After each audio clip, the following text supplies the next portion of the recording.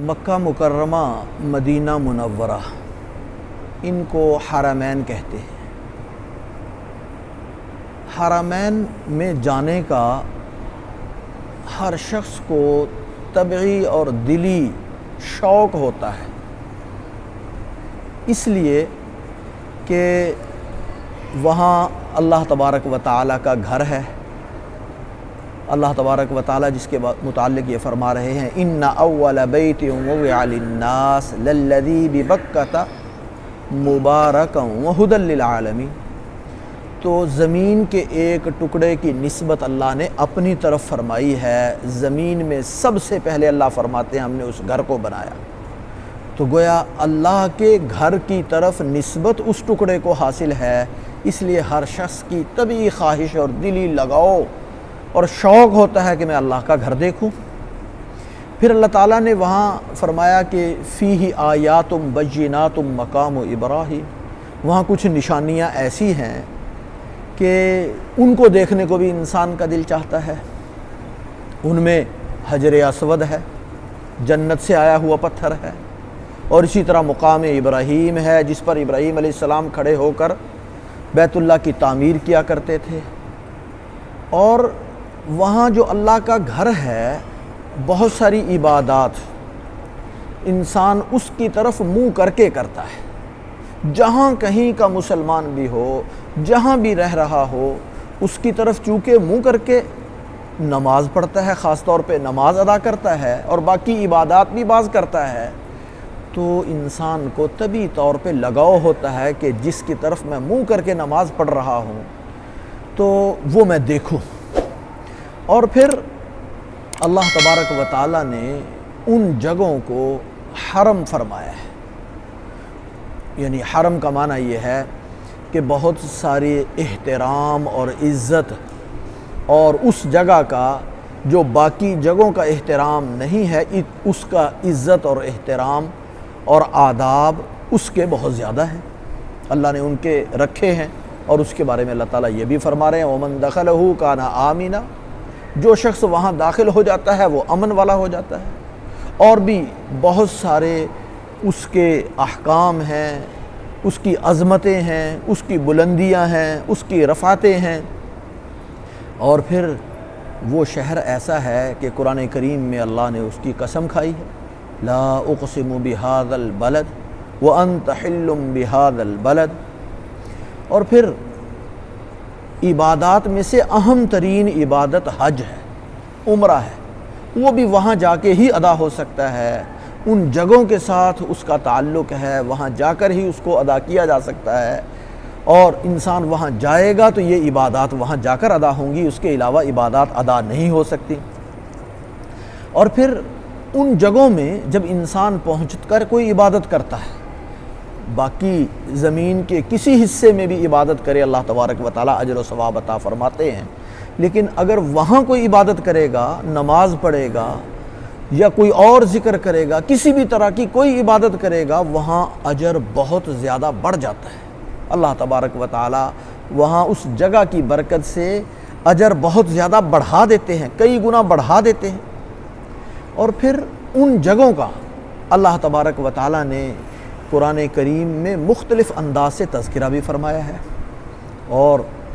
ان جگہوں کا جب تذکرہ اللہ تبارک و تعالیٰ نے قرآن کریم میں فرمایا ہے تو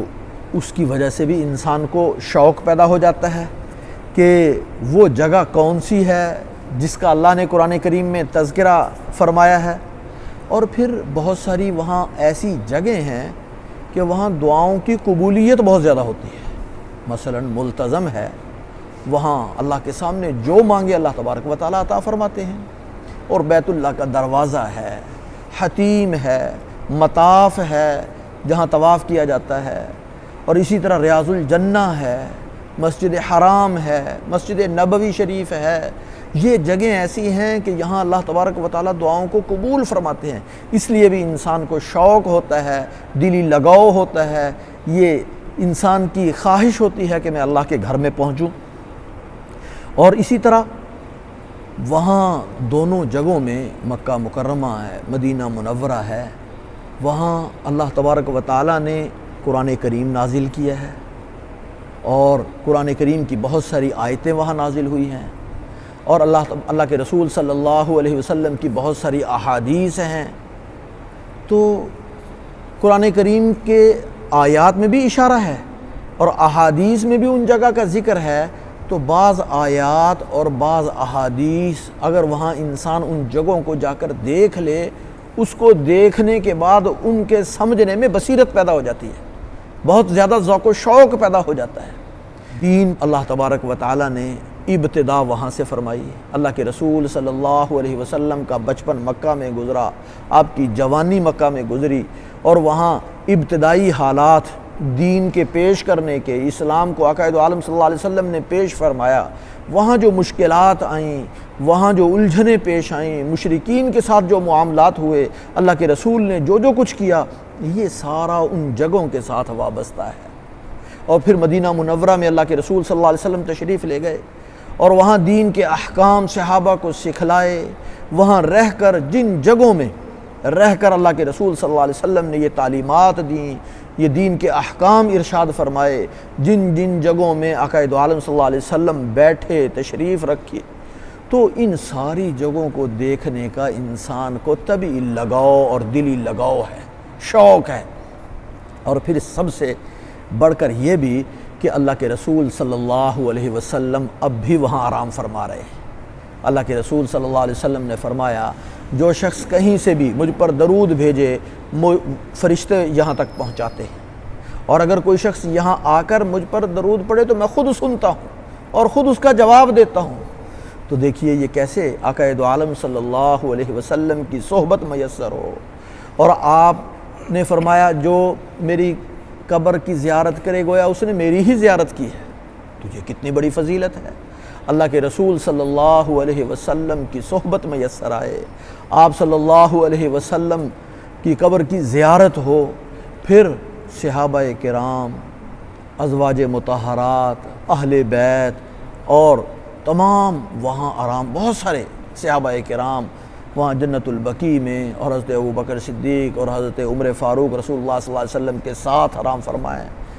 یہ ساری چیزیں ایسی ہیں کہ انسان کا دل ان کی طرف کھنچ جاتا ہے، تبھی شوق ہوتا ہے کہ کسی نہ کسی طریقے سے وہاں پہنچو۔ تو یہ انسان کے اندر ایک طبعی جذبہ، طبعی لگاؤ، طبعی جوش انسان کو اس طرف کھینچتا ہے، لے جاتا ہے۔ اور پھر اگر تھوڑا سا انسان دیکھے، اللہ تبارک و تعالیٰ نے جتنے احکام دیے ہیں، وہ قرآن کریم وہاں نازل ہوا، اللہ کے رسول صلی اللہ علیہ وسلم کی تعلیمات وہاں آپ نے ارشاد فرمائیں مختلف موقعوں پہ، اور پھر غزوات بہت سارے وہاں پیش آئے، جنگیں ہوئیں، اور آپ صلی اللہ علیہ وسلم کی ساری سیرت طیبہ کا تعلق وہاں کے ساتھ ہے۔ تو آپ نے وہاں وقت کیسے گزارا، آپ نے صحابہ کے ساتھ معاملات وہاں کیسے فرمائے، اور کہاں کہاں کیا کیا کام ہوا، ہر جگہ کے ساتھ، ہر زمین کے ٹکڑے کے ساتھ کوئی نہ کوئی یاد وابستہ ہے۔ تو ایمان والے جب اللہ کے رسول صلی اللہ علیہ وسلم کی تعلیمات پڑھتے ہیں، اللہ کے احکام پڑھتے ہیں، اور ان جگہوں کو دیکھنے کا طبعی طور پہ بہت زیادہ شوق پیدا ہو جاتا ہے، تو یہ شوق اللہ کا انعام ہے، یہ نعمت ہے۔ اور جب شوق ہو تو پھر اللہ تبارک و تعالیٰ سے دعا بھی کرتے رہنا چاہیے۔ انسان شوق دل میں پیدا ہو جائے اور اس کے بعد اپنی طرف سے جو ہو سکتا ہے وہ کوشش کرے، یعنی وہاں جانے کے اسباب بھی اختیار کرے۔ ایک تو یہ ہے کہ اللہ سے دعا کرے کہ یا اللہ وہاں پہنچا دے، اور اصل یہی ہے کہ جس کو اللہ قبول فرماتے ہیں وہاں پہنچاتے ہیں، جس کے دل میں جتنی طلب اور تڑپ ہوگی اللہ تبارک و تعالیٰ اس کو اسی طریقے سے وہاں پہنچائیں گے۔ ایک تو دعا کرے، اور دوسرا یہ ہے کہ اسباب میں سے جو ہو سکتا ہے اپنی آمدن میں سے کچھ نہ کچھ تھوڑا بہت وہ جمع کر کے اس خاص طور پہ اللہ کے گھر میں حاضری کے لیے، اگر حج نہیں کیا تو اس کے لیے، وگرنہ اگر حج کر لیا ہے تو عمرے کی نیت سے کچھ نہ کچھ جمع کرے۔ تو دعا بھی کر لے، اسباب بھی اختیار کر لے، اور شوق یہ انسان کے دل میں پیدا ہوتا رہے، اللہ تبارک و تعالیٰ وہاں پہنچا دیتے ہیں۔ تو یہ اللہ کا خاص فضل ہوتا ہے کہ اللہ تبارک و تعالیٰ اپنے گھر میں بلا لیں۔ پھر جب کوئی سخی کسی کو اپنے دربار میں بلاتا ہے تو وہ خالی ہاتھ لوٹایا نہیں کرتا، وہ کچھ دے کے بھیجتا ہے، وہ نواز کے بھیجتے ہیں، وہ اپنی رحمت عطا فرماتے ہیں، اپنا فضل فرماتے ہیں، اس بندے پہ اپنا کرم فرماتے ہیں۔ اس لیے اگر انسان ادب کے ساتھ وہاں حاضر ہو، شوق کے ساتھ وہاں حاضر ہو، تو اللہ کی رحمت سے یہ امید رکھنی چاہیے کہ مالک محروم نہیں فرمائیں گے، خالی نہیں لوٹائیں گے، ضرور عنایت فرمائیں گے، دعاؤں کی قبولیت بھی، اپنی رحمت بھی، اپنا فضل بھی، اپنا قرب بھی، اپنی طرف رجوع بھی، یہ ساری چیزیں اللہ تبارک و تعالیٰ عطا فرمائیں گے۔ اللہ تبارک و تعالیٰ ہمیں عمل کی توفیق عطا